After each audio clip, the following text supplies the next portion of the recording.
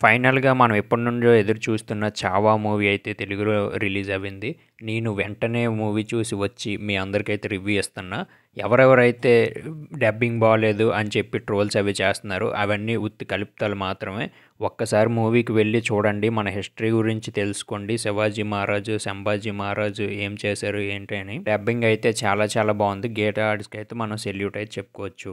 ఎలాగో Saturday, Sunday ఉంది కాబట్టి వెంటనే వెళ్ళైతే ఫ్యామిలీతోని అందరితోనైతే చూడండి. ఇక మూవీ విషయానికొస్తే విక్కీ కౌశల్ సంభాజీ మహారాజ్ క్యారెక్టర్‌లో లీనమైపోయారు. 100కి 1000% అతను ఎఫర్ట్స్ పెట్టయితే పూర్తిగా చేశారు. చూసి ఎప్పుడైతే వచ్చానో అప్పటి నుంచి మూవీలో ఉన్న సీన్సే మన కళ్ళ ఎదురుగా ఉన్నట్టుగానే మన మైండ్‌లో అయితే రన్ అవుతూ ఉంటాయి. ఇలాంటి మూవీస్‌కి ఎవరు రివ్యూ ఇచ్చినా, ఎంత రివ్యూ ఇచ్చినా చాలా చాలా తక్కువే. ఇలాంటివి మనం డైరెక్ట్‌గా వెళ్ళి రియల్ టైమ్‌లో వాచ్ చేసి సపోర్ట్ అయితే చేయాలి. ఎందుకంటే ఇవన్నీ మన హిస్టరీ కాబట్టి. ఇక 'రష్మిక మందన' యాక్టింగ్ అయితే ఓకే అని చెప్పుకోవచ్చు. నాకు మిగతా వాళ్ళందరూ వాళ్ళ ఎఫర్ట్స్ అయితే పెట్టి మరీ చూపెట్టారు.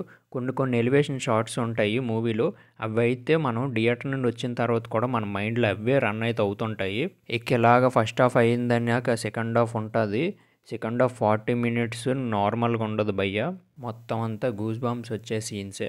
భారతీయులందరూ ముద్దుగా మరాఠీ సింహం అనే పిలుచుకునే ఛత్రపతి శివాజీ మహారాజ్ సొంత కొడుకైన ఛత్రపతి సంభాజీ మహారాజ్ మీద ఈ సినిమా అనేది తీయడం జరిగింది. హిస్టారికల్ యాక్షన్ ఫిలిం ఇది.